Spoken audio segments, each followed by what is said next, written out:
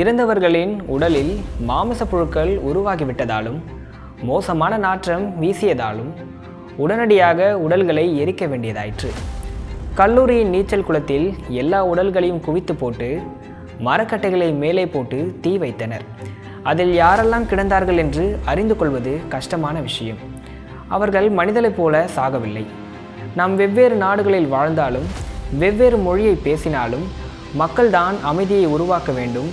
அணு ஆயுதங்கள் பயன்படுத்துவதை நாம் ஒருபொழுதும் அனுமதிக்கக்கூடாது. இது ஹிரோஷிமா நாகசாகி அட்டாமிக் பிளாஸ்ட்ல இருந்து தப்பிச்சவங்க சொன்ன வார்த்தைங்க. இந்த கோரமான நிகழ்வை பற்றி சொல்றதுக்கு இதை விடவும் மோசமான விஷயங்கள் நிறையவே இருக்கு. வரலாற்றில் இந்த உலகத்து மேலேயும் சக மனுஷங்க மேலேயும் நிகழ்த்தப்பட்ட இனிமே நிகழ்த்தப்படக்கூடிய மிக மோசமான வன்முறை தான் அணுகுண்டு தாக்குதல். உக்ரைன் மேலே போர் தொடுத்திருக்கிற ரஷ்ய அதிபர் அணு ஆயுதத்தை பயன்படுத்துவோன்னு கொஞ்ச நாளுக்கு முன்னாடி சொல்லியிருக்காரு. இந்த போரில் அவ்வளவு சீக்கிரமாக அணு ஆயுதத்தை பயன்படுத்த மாட்டாங்கன்னு வல்லுநர்கள் ஏன் புதினே கூட சொல்லியிருந்தாலும் இந்த உலகத்தோட சக்தி வாய்ந்த அணு ஆயுதத்தை வச்சிருக்கிறது ரஷ்யா தான். அந்த அணு ஆயுதத்தோட பேர் சார் பாம்பா. 1961 கோல்டு வார் சமயத்தில் சோவியத் ரஷ்யாவால் உருவாக்கப்பட்டது. ஹிரோஷிமா அணுகுண்டை விடவும் 3800 மடங்கு அதிக சக்தி வாய்ந்த அணுகுண்டு தான் இந்த சார் பாம்பா.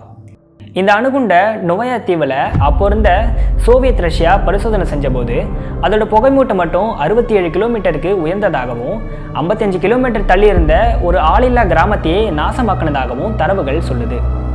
ஒருவேளை இந்த அணுகுண்டு உபயோகப்படுத்தினா மிகப்பெரிய பேரழிவை இந்த உலகமே சந்திக்கும்னு சொல்கிறாங்க.